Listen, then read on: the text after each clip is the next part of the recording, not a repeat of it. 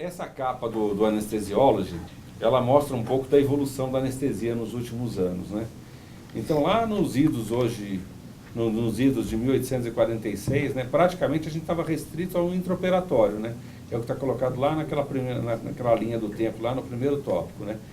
Aí foram criadas as unidades de recuperação anestésica e, a partir daí, algumas outras inovações, né? Intervenção pré-operatória, otimização ou desotimização pré-operatória, as questões do hospital dia foram criadas e a gente começa a discutir hoje desfecho. Na minha opinião, quando a gente fala de educação, a gente tem que olhar esse aspecto e a gente tem que, na verdade, talvez rediscutir o modelo de ensino e de formação das pessoas. Por que a gente forma o anestesista? O que a gente quer dele? O que a gente quer? E desse anestesista mais moderno hoje, né? Um anestesista, do ponto de vista conectado do mundo, com muito mais tecnologia, ou com inteligência artificial chegando. E como é que a gente vai preparar essa geração para esse salto tecnológico que já está acontecendo? E, ao mesmo tempo, como é que a gente prepara ele para ser, na verdade, um grande gestor individual do negócio? Porque na hora que a gente está falando de desfecho, a decisão é intraoperatória. Sim. Principalmente nos pacientes de alto risco. Coisas que você faz ou deixa de fazer vão ter uma repercussão importante no desfecho de 1 ano, 5 anos e 10 anos daquela população. Então, a minha impressão é que a gente tem que refletir e mudar. Porque tem um vídeo muito interessante, que é um vídeo sobre a escola, na verdade. O que a escola fez nos últimos anos, na verdade, ela é julgada. Então, tem um momento lá que tem todo lá um júri, tem juiz, assim por diante, a escola está sendo julgada. E aí o promotor começa a perguntar e algumas coisas. Então, ele mostra lá um telefone, como é que era o telefone antigamente, como é o telefone hoje, né, que é outra estrutura. Ele mostra lá como é que era um carro no passado, lá, puxado por coisa, e mostra hoje um carro inteligente, com Tesla e assim por diante. E ele vai andando nisso. Aí chega num ponto em que ele mostra a escola, como é que ela era há 100 e tanto, 200 anos atrás, como ela é hoje. Um monte de gente sentada, passiva, ouvindo um cara falar e assim por diante.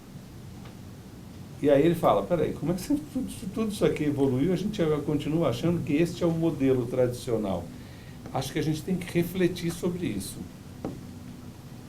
Aí você, Luiz, sente como um grande educador, eu acho que aí tem uma enorme responsabilidade nisso em propor, eu diria que, novas soluções para a gente, para olhar isso, entendeu? Pessoalmente, eu acho que o modelo de formação do médico anestesista, ele tem que mudar rapidamente, porque a gente tem que ocupar espaço. Para mim ocupar espaço clínico, eu tenho que ter mais informação clínica. Eu não posso, pura e simplesmente, passar de 2, 3 anos, estender o número de pontos que eu tenho da SBA. Eu acho que a gente tem que discutir isso. Esse modelo eu acho que está esgotado. Eu acho que ele não é para ser jogado no lixo, sem dúvida nenhuma. É um modelo que tem aí suas potencialidades, foi usado até hoje e formou um monte de gente do país. Então, acho que tem que ser, mas tem que ser melhor aproveitado. Mas eu acho que a gente está numa estrutura muito pouco mutável, né? Quer dizer, eu era residente, o que mudou de quando eu era residente há 34 anos para hoje? Aumentou de 2 para 3 anos. Só isso. Então dividiu praticamente o mesmo tipo de conhecimento, em vez de ser adquirido em 2, hoje é adquirido em 3. Mas não houve nenhuma mudança substancial. O que teve de mudança foi assim, as coisas que foram incorporadas, elas foram incorporadas apesar de, apesar da estrutura da sociedade, elas foram surgindo por fora. A sociedade até tentou andar um pouco atrás, e criando cursos e tudo mais, mas não conseguiu acompanhar. Tudo é feito fora da sociedade. Que eu acho até bom, assim, eu acho que claro, isso ser disperso. Mas a sociedade tinha que estar na vanguarda desse movimento todo. Então eu acho que a gente tem muita coisa para fazer. Hoje, lógico, não sou pedagogo, né? Todo mundo é um pouco um pouco pedagogo, mas eu acho que a gente tem que usar todas as possibilidades, porque eu acho que a questão de aprendizado, cada um se adapta a uma. Eu acho que ainda tem aquele sujeito que curte uma aula expositiva e sem ela o sujeito não é ninguém. Não consegue. Porque ele não tem concentração, às vezes, para estudar sozinho, mas ele, numa aula, ele consegue apanhar um monte de coisa. Tem aquela pessoa que precisa de outros métodos. Eu acho que a gente tem que usar tudo, mas a gente tem que ser criativo para dar todas essas possibilidades. Uma coisa que a gente conversou há um tempo, dentro de tudo que a gente tem aqui no país, com tanta gente boa espalhada pelo país todo, a gente pode ter um leque de todas essas modalidades didáticas, com o dinheiro que a sociedade tem, com os recursos que tem, disponível aí numa nuvem para todo mundo usar da maneira que quiser. E eu acho que a gente tem essa possibilidade, que não é difícil criar isso com tanto de gente que tem. Se a gente dividir essas tarefas, não vai pesar para ninguém, e em pouco tempo a gente tem assim um arsenal enorme de informação para ser compartilhada por todo mundo que precisa. Porque assim, o fato de todo mundo, ninguém pode reclamar que eu não tenho o que estudar. Não, tá lá, você não estuda porque não quer. Claro. E tem a possibilidade do sujeito ter aula expositiva, quem gosta, tem que ter de tudo. Eu acho que a gente tem possibilidades. Aí é onde entra aquele que eu falo. O anestesista, ele tem que gostar da sociedade para chegar, entrar no site, clicar, né? E achar que a sociedade vai ser útil para ele. Se ele não aprender a gostar da sociedade, ele não vai nem digitar no computador www.sba.com.br para entrar no curso de educação continuada, na biblioteca, né? Então a gente ele tem que ter estímulo para isso, né? E aí é o ponto-chave, a gente tem que chegar para mostrar para o anestesista, né, que a gente quer cuidar dele, a gente se preocupa com ele, né? A questão do ensino e treinamento no país, eu acho, eu considero os responsáveis por CTs uns heróis, de uma maneira geral. Porque muita gente luta com muita dificuldade, trabalhando em locais inóspitos, né, com dificuldade até de recurso para gerir uma residência. Mas eu acho que existe ainda, apesar de todas as tecnologias, pouca troca de informação, pouco intercâmbio. E eu acho que a gente tem que trazer essa pessoa para dentro, porque o que eu tenho visto nos últimos tempos é muito mais cobrança e realização de burocracia do que prazer em ser um responsável por CT. Eu acho que é um cargo tão importante dentro da sociedade, o sujeito que é responsável por um centro de ensino, que eu acho que ele tem que ser valorizado à altura, que tem que ele tem que ter muito prazer em fazer isso.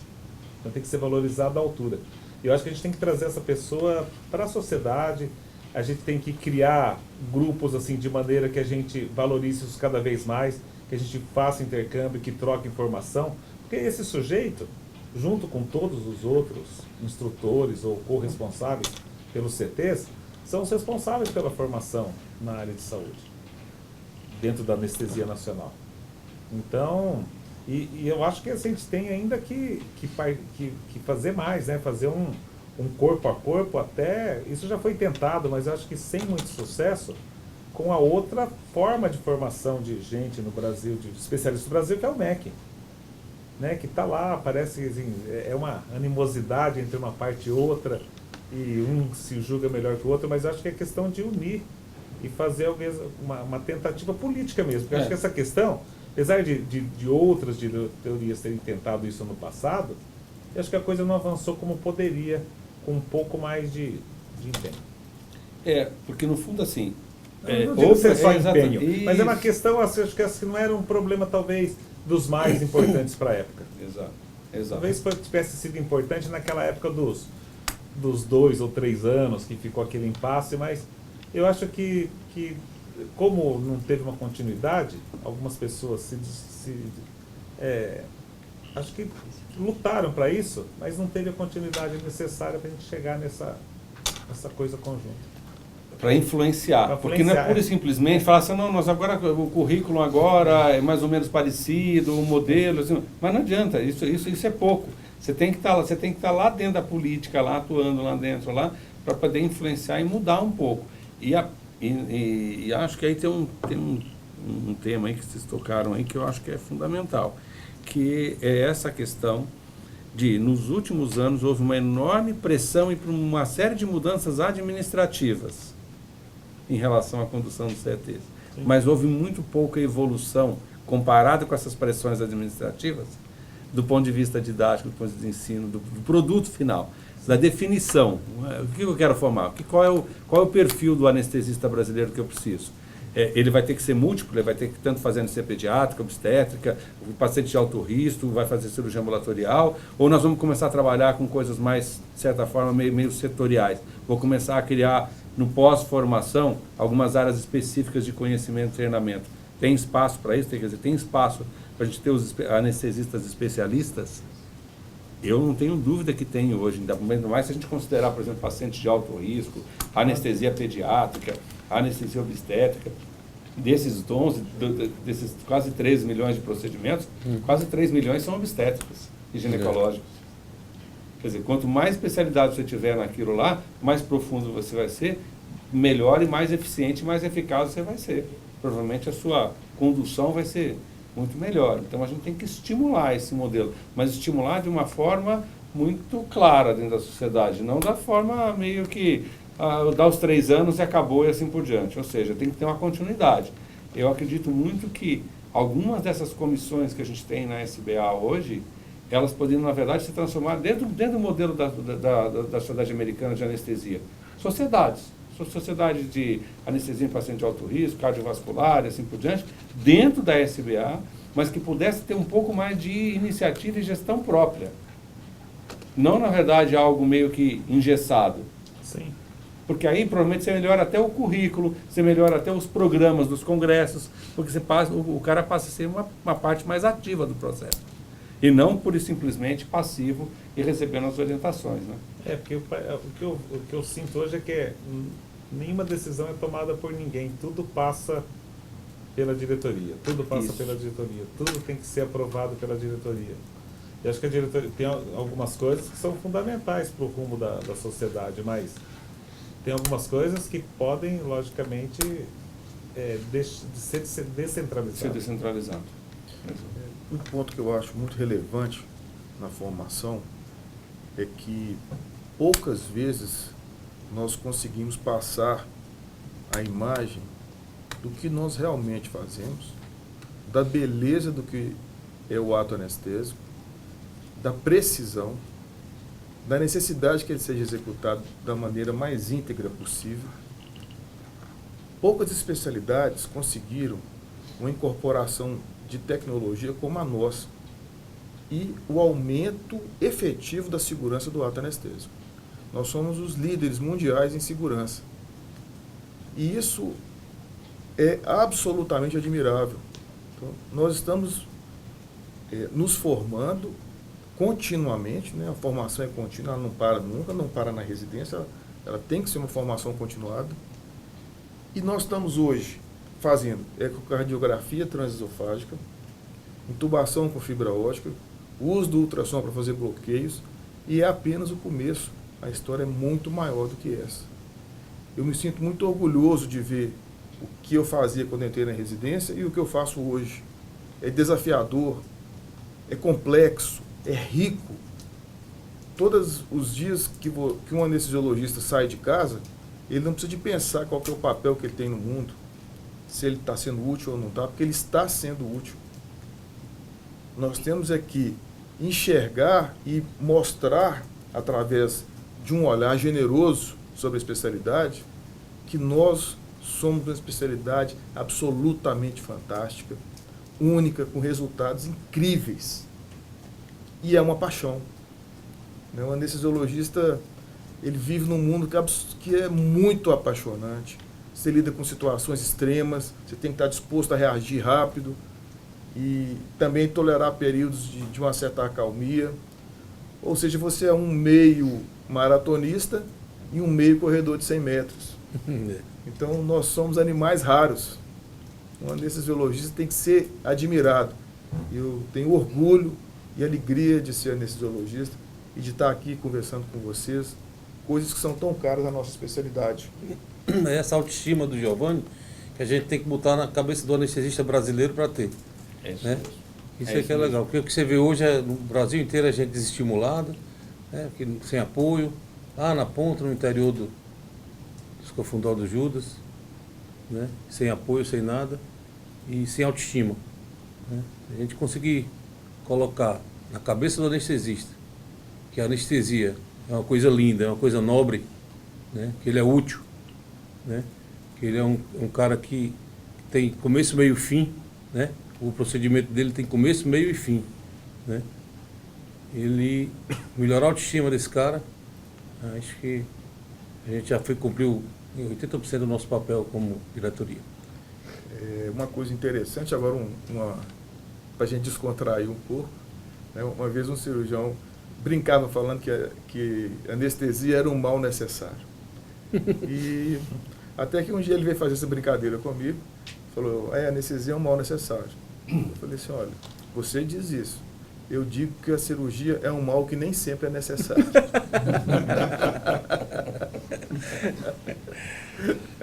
Beleza. Bom, nesse contexto aqui tem um outro tópico que eu queria deixar para a gente poder trabalhar nele, né? Existem algumas obrigações ali que foram criadas pela resolução em relação à documentação de evento adverso, avaliação sistemática, né? Está lá colocado lá no artigo 5º, que considerando a necessidade, voltada à redução e aumento da segurança, recomenda-se. Um dos itens está lá, é o item D, o registro dos eventos adversos à anestesia alinhado com o Programa Nacional de Segurança. O E, nas instituições, estruturar um protocolo de cuidado voltado tanto à prevenção quanto ao atendimento de eventos adversos à anestesia. O F, nas instituições de saúde, nos reais procedimentos, a implementação de um sistema de checagem de risco, ou seja, um checklist da anestesia. E quando a gente olha hoje o checklist que é colocado nos hospitais, a anestesia praticamente ela só uma parte dos nossos procedimentos está colocada ali dentro. A gente acha que a gente tem que criar o nosso checklist de anestesia e incluir ali. Quer dizer, customizar as situações de risco relacionadas ao paciente, relacionadas à anestesia, para que todo mundo possa tomar conhecimento até do trabalho que a gente tem, dos cuidados que a gente toma, até para valorizar mais. E o último item ali, ainda no artigo 5º, que é organização e treinamento de situações clínicas em anestesia. Então, acho que aqui a sociedade tem um papel de indução extremamente importante. Primeiro, ajudar os serviços de anestesia a estruturar um documento de coleta de dados de eventos adversos. Ao mesmo tempo, ajudá-los numa segunda coisa, que é, na verdade, para fazer tangibilizar isso, para você ter um numerador e indicador.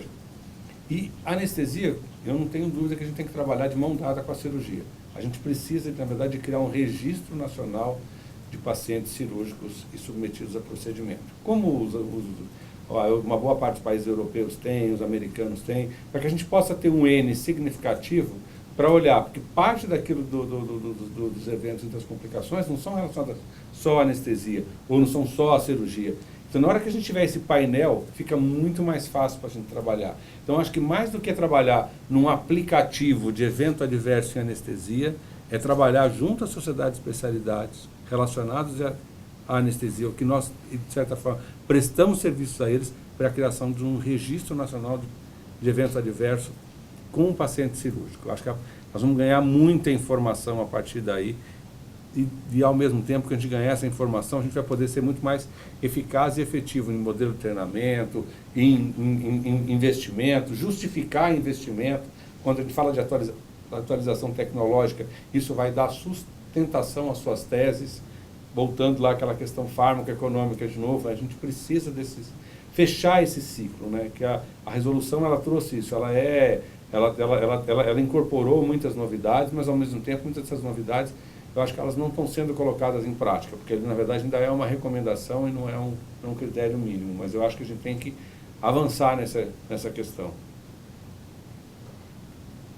E acho que aí passa da sustentação. E aí a gente voltando lá no nosso tema lá de capa lá do anestesiólogo, eu acho que aí sim a gente vai conseguir demonstrar que o anestesista ele é importante em todas as etapas do processo, e principalmente nas situações do pré-operatório e pós-operatório, que eu acho que essa a gente tem que crescer.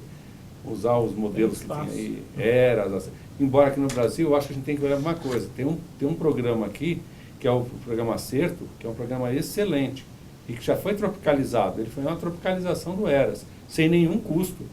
Então, na hora que às vezes eu me pego numa situação de não entender como é que eu estou fazendo um acordo com o Eras se tem aqui dentro do Brasil, aqui, o acerto. É esse, na verdade, era ali que eu devia estar trabalhando. Uhum. Até para se falar assim, olha, não, precisa de mudar alguma coisa. Tudo bem, vamos fazer uma força-tarefa conjunta, vamos atualizar, mas esse é o grande modelo, com custo zero.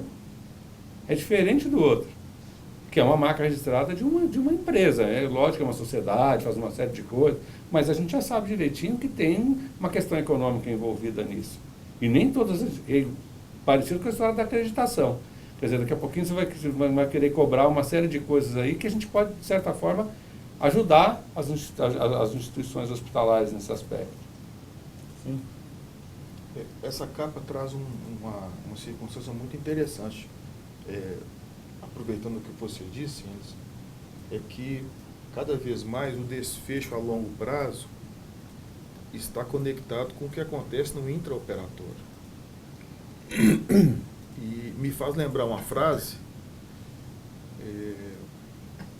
do filme Gladiador, no qual o general fala assim, Maximus, ele fala: o que fazemos nesta vida ecoa na eternidade. E vou usar tomar essa licença poética para dizer que, num paralelo, o que se faz na sala de anestesia, de cirurgia, ecoa na eternidade mesmo, porque uma condução inadequada está ligada a um mau resultado, e esse mau resultado pode ser o óbito, ou seja, pode ser que essa pessoa vá mesmo para a eternidade. Ou uma sequela. Exato. Então, nada do que acontece desacontece, né? Então, nós não podemos negligenciar a importância do que nós fazemos. Ou seja, se você tem uma hipotensão grave no perioperatório, se você teve uma queda de saturação muito importante e mantida, aquilo não desacontece, né? Aquilo vai ficar sempre uma aquele doente que houve um prejuízo para ele. Esse prejuízo pode ser menor, pode ser maior. Daí a importância de a gente entender a nobreza do ato que a gente faz. É muito bonito, é muito nobre, é de uma humanidade incontornável. Você aliviar a dor de alguém, muitas vezes às custas de longas jornadas de trabalho, de não se alimentar corretamente, de uma noite inteira acordado, de privar a sua família da sua companhia. Então, nós temos um papel que é lindíssimo. E nós temos que tomar posse disso. Essa verdade tem que ser clara para todo mundo. Não pode ser uma ideia isolada. Quando alguém for trabalhar, falar assim, eu faço uma coisa linda, eu faço uma coisa maravilhosa e minha vida tem um sentido. Ainda mais sabendo desses desfechos a longo prazo. Então é muito agradável saber que um paciente estava em classe funcional 4, fez um ressincronismo cardíaco, ele voltou à classe funcional 1, ganhou mais 9 anos, pai de um colega nosso, neurocirurgião. Eu fui 2 jantares, quando ele trocava o gerador, eu ia na casa dele para a gente jantar. Ele voltou a atirar com 84 anos.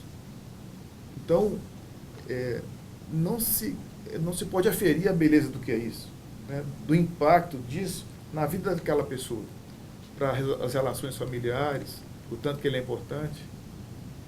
Então, eu acho que é uma mudança de paradigma para nós. Estar atento a isso e tomar posse dessa verdade. Isso é performance. Então agora como é que eles vão aquilatar a nossa performance em relação a isso? Quer dizer, esses são pontos que a gente tem que colocar em cima da mesa, porque a grande maioria dos colegas, e principalmente o pessoal da gestão, eles não sabem o que a gente faz. Eles não têm ideia da complexidade que é, principalmente quando você faz anestesia para um doente mais grave, para um doente mais idoso, a quantidade de dados que a gente lida, que a gente usa no dia a dia, eles não têm ideia da complexidade que é esse ato. E as pessoas minimizam muito, né? É só uma hack, é só uma pedra, Mesmo faz uma porque geralzinha se eles fossem aí. aferir pela performance, eu acho que a gente teria uma performance extra, um pagamento Pagamento adicional, adicional. em muitos casos. Com certeza. Em muitos a gente vai atingir a performance e outros a gente vai suplantar Vai suplantar. a performance É, dentro do que era esperado. é isso mesmo. É exatamente isso. A gente não pode ficar se sentindo da classe inferior. Não, é né? verdade. É, que ele falou, a autoestima é fundamental nessa questão. Recuperar isso. Há um comparativo no qual um professor pega uma nota de $100, absolutamente nova, e pergunta para a assistência, qual que é o valor dessa nota? $100. Aí ele amassa a nota o máximo que ele pode, aí estica a nota de novo, ela está toda amassada. E ele pergunta para a assistência, quanto vale essa nota? $100. Ou seja, independente do que seja a sua vontade, independente da situação, às vezes, te esmagar, o seu valor ninguém pode subtrair. E muito menos atribuir valor que você não tem. O seu valor é seu, é único. Ninguém pode te desmerecer. E, principalmente, você nunca pode aceitar essa realidade de ser desmerecido. Porque nós temos um valor intrínseco. Quer estejamos limpinhos, novinhos, né, chegando para o hospital, ou acabado depois de 24 horas trabalhando sem parar no pronto-socorro, com paciente que chega gravemente doente, um tiro, com um acidente, ou então uma grávida que convulsiona. Todas essas coisas, elas incomodam a gente. Mas o nosso valor, ele é intocável. Ninguém pode tirar.